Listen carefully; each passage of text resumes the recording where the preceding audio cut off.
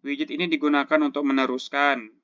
Cara ini menghindari proses yang dikenal sebagai prop drilling, yaitu kondisi ketika data harus diteruskan dari parent ke child secara terus-menerus hingga mencapai widget tujuan.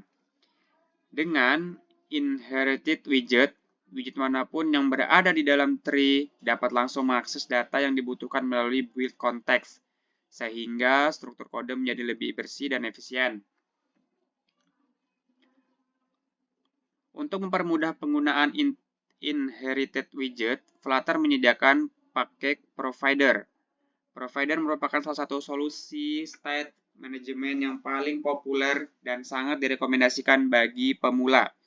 Pada provider state disimpan di dalam kelas yang mewarisi chain notifier.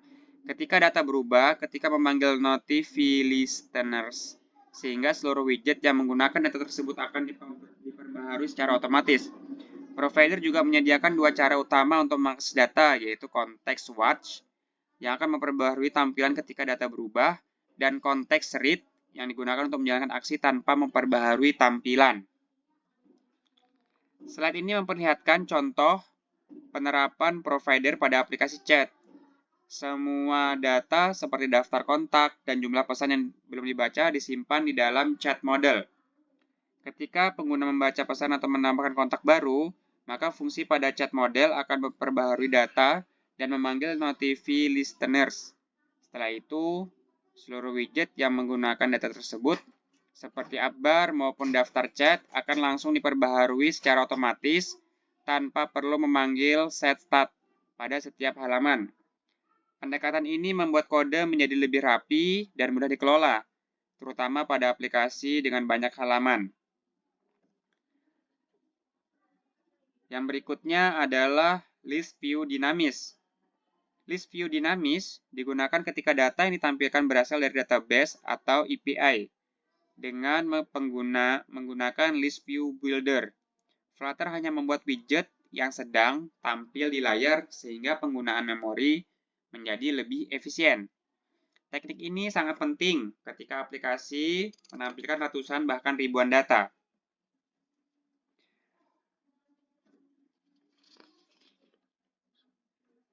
Slide ini membahas tentang model user. Model user digunakan untuk mempresentasikan data pengguna pada aplikasi chat. Di dalamnya terdapat beberapa properti seperti ID, nama, email, foto profile, status online, dan lasen.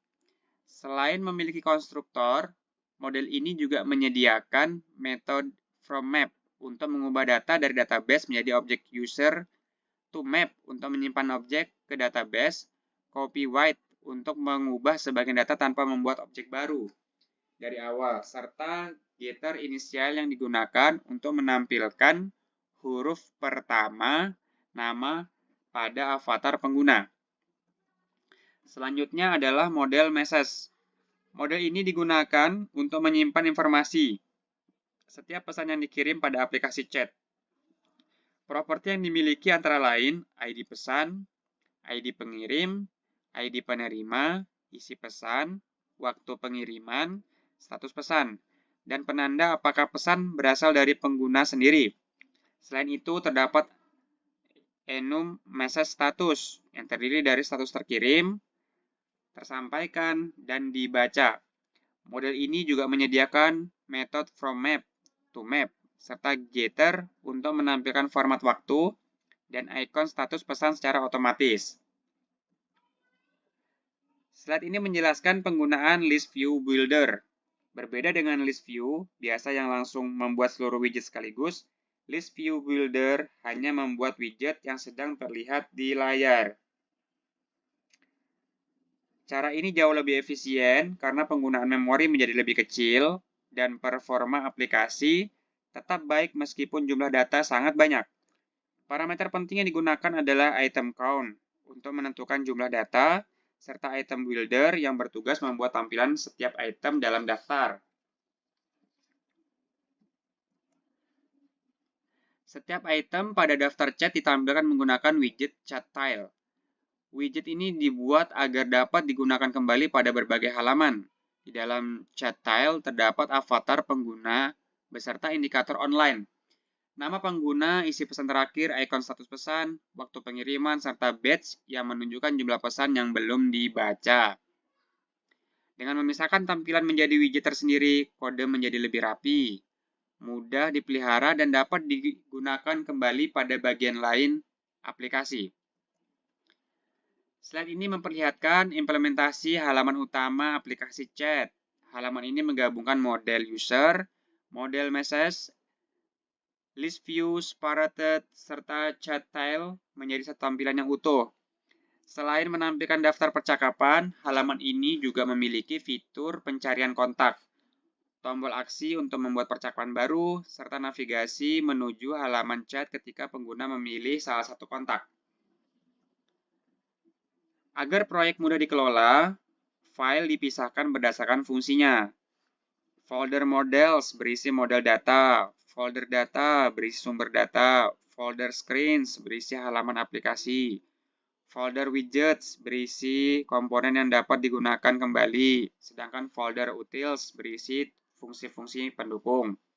Struktur seperti ini membuat kode menjadi lebih terorganisir, mudah dipahami, dan memudahkan proses pengembangan ketika aplikasi semakin besar. Kita masuk ke bagian REST API.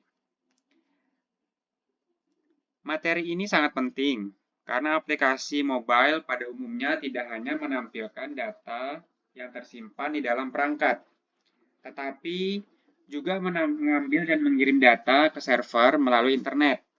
Oleh karena itu, kita perlu memahami bagaimana Flutter berkomunikasi dengan server menggunakan REST API. REST API merupakan antarmuka yang menghubungkan aplikasi Flutter sebagai klien dengan server sebagai backend. Ketika pengguna membuka aplikasi, Flutter mengirimkan HTTP request ke server. Server kemudian memproses permintaan tersebut, mengambil data dari database, lalu mengirimkan kembali hasilnya dalam bentuk JSON response. REST API mendukung beberapa metode di HTTP, di antaranya GET untuk mengambil data, POST untuk mengirim data baru, PUT untuk memperbaharui seluruh data, PATCH untuk memperbaharui sebagian data, dan DELETE untuk menghapus data. Pada pertemuan ini, fokus utama adalah penggunaan metode GET dan POST menggunakan PKG HTTP di Flutter. Setelah menerima data dari server, Flutter memperoleh data dalam format JSON atau JavaScript Object Notation. JSON merupakan format pertukaran data yang ringan dan mudah dibaca, baik oleh manusia maupun komputer.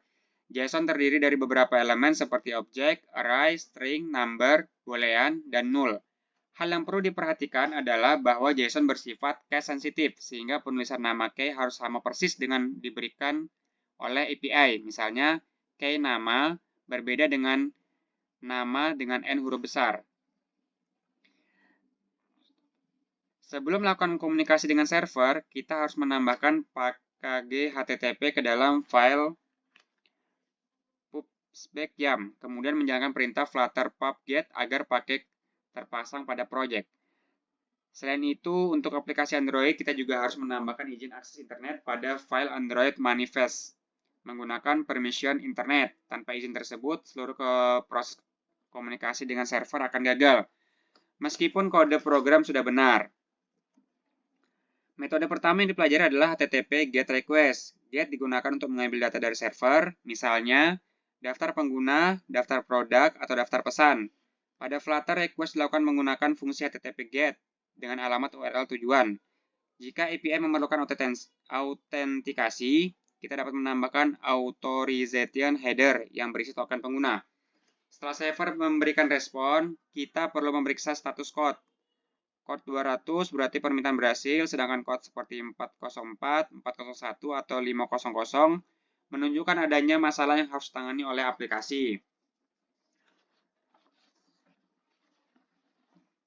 Parsing JSON ke objek Dart. Data yang diterima dari server masih berupa teks JSON, sehingga belum bisa langsung digunakan oleh Flutter. Oleh karena itu, langkah berikutnya adalah melakukan parsing JSON menggunakan fungsi JSON decode. Kemudian mengubah hasilnya menjadi objek Dart melalui metode FromJSON. Dengan cara ini, data menjadi lebih mudah diakses menggunakan properti objek, bukan lagi melalui map yang lebih sulit dikelola. Selain itu, penggunaan operator double question mark atau sangat membantu untuk memberikan nilai default apabila terdapat data yang kosong atau bernilai 0. Agar kode program menjadi lebih rapi, seluruh proses komunikasi dengan server sebaiknya dipisahkan ke dalam sebuah kelas bernama API Service. Di dalam kelas ini terdapat berbagai fungsi seperti get users, login, atau fungsi lain yang bertugas melakukan request ke server. Keuntungan pendekatan ini adalah widget tidak perlu mengetahui detail proses HTTP, sehingga kode menjadi lebih bersih, mudah digunakan kembali, dan lebih mudah dipelihara ketika aplikasi berkembang menjadi lebih besar. Karena proses mengambil data dari server membutuhkan waktu, maka Flutter menggunakan konsep asynchronous. Widget yang digunakan untuk menampilkan hasil proses asynchronous adalah Future Builder. Future Builder secara otomatis menangani beberapa kondisi, yaitu ketika data masih dimuat, ketika terjadi kesalahan, maupun ketika data berhasil diterima. Hal yang perlu diperhatikan adalah kita tidak boleh memanggil fungsi API langsung di dalam metode build, karena request akan dijalankan berulang kali setiap widget melakukan rebuild. Oleh sebab itu, future sebaiknya disimpan terlebih dahulu pada instead. Setelah data berhasil diterima, data tersebut ditampilkan menggunakan list view builder. Pada contoh ini, daftar pengguna yang berasal dari REST API akan ditampilkan secara dinamis. Future disimpan pada variabel future users saat init state. Kemudian future builder akan menunggu hingga proses selesai. Setelah data berhasil diperoleh, setiap pengguna akan ditampilkan dalam bentuk daftar menggunakan list view builder, sehingga tampilan aplikasi menjadi dinamis dan efisien. Selain mengambil data, aplikasi juga perlu mengirim data ke server menggunakan metode POST. Contohnya adalah proses login, registrasi pengguna, atau mengirim pesan pada aplikasi chat. Berbeda dengan GET, metode POST membuat data di dalam lobby body request dalam format JSON. Setelah server menerima data tersebut, server akan memprosesnya dan mengirimkan respons yang menunjukkan apakah proses berhasil atau gagal. Dalam komunikasi dengan server, tidak semua proses selalu berjalan lancar. Oleh karena itu, Flutter menggunakan TreeCat untuk menangani berbagai kemungkinan error, seperti tidak adanya koneksi internet, server yang terlalu lama merespon, format JSON yang salah, maupun error dari server. Selain menangkap error, aplikasi juga harus menampilkan pesan yang mudah dipahami oleh pengguna, bukan pesan teknis yang sulit dimengerti. Dengan demikian, pengalaman pengguna tetap baik meskipun terjadi masalah.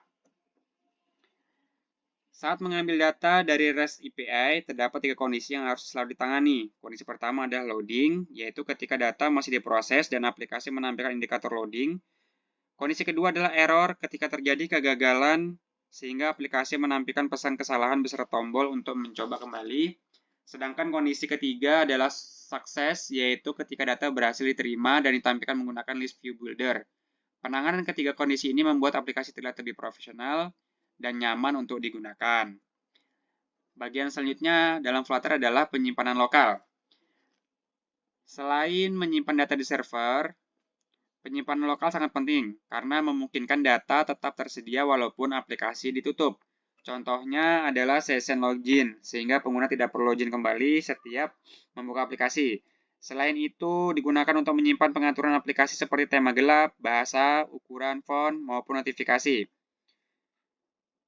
Penyimpanan lokal juga berguna untuk data offline, cache data dari API, riwayat aktivitas pengguna, serta keranjang belanja pada aplikasi e-commerce. Dengan adanya penyimpanan lokal, aplikasi